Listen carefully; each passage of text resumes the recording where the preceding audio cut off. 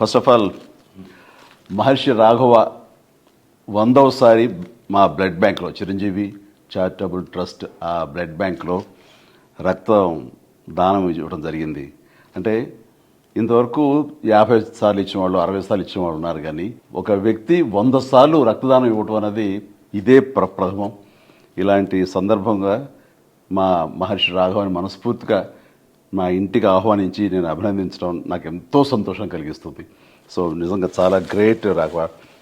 అంటే మేము blood bank first time పెట్టినప్పుడు మురళీమోహన్ అన్నయ్య ఉన్నారు అక్కడ. ఫస్ట్ బ్లడ్ డొనేట్ చేసింది అన్నయ్య, ఆ తర్వాత అదే రోజున మీరు ఇవ్వడం జరిగింది. అప్పటి నుంచి ఈ రోజు వరకు కూడా క్రమం తప్పకుండా మీరు 100 సార్లు ఇవ్వటం అనేది ఆషామాషి విషయం కాదు. ఈ గెస్చర్ ఇది ఎంతోమందికి ఇన్స్పిరేషన్గా ఉండాలి, మరి ఎంతోమంది మోటివేట్ అవ్వాలి. అండ్ ఈ రోజున రక్తం కాపాడబడి ప్రాణాలు నిలబెట్టుకునే వాళ్ళు ఎంతోమంది ఉన్నారు. ఇలాంటి దాతలు ఇవ్వటం వల్లనే అది సాధ్యమైంది. Very happy. రైట్.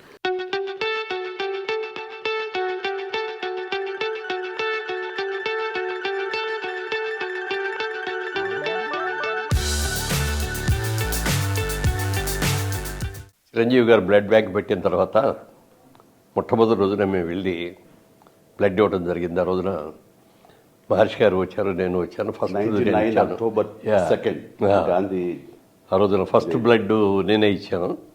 ఆ రోజున మొదలుపెట్టిన ఇది క్రమం తప్పకుండా ఎవ్రీ 3 monthsకి ఒకసారి చొప్పున, అంటే సంవత్సరానికి 4 చొప్పున వచ్చి 100 times పూర్తి చేశాడు.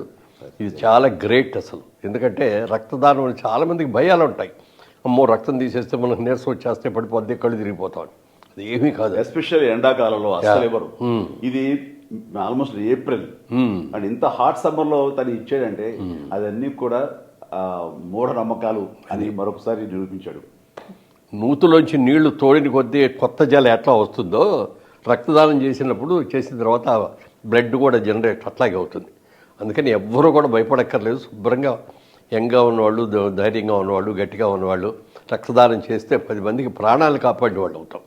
అది మాత్రం గుర్తుపెట్టుకోండి అందరూ. Thank you.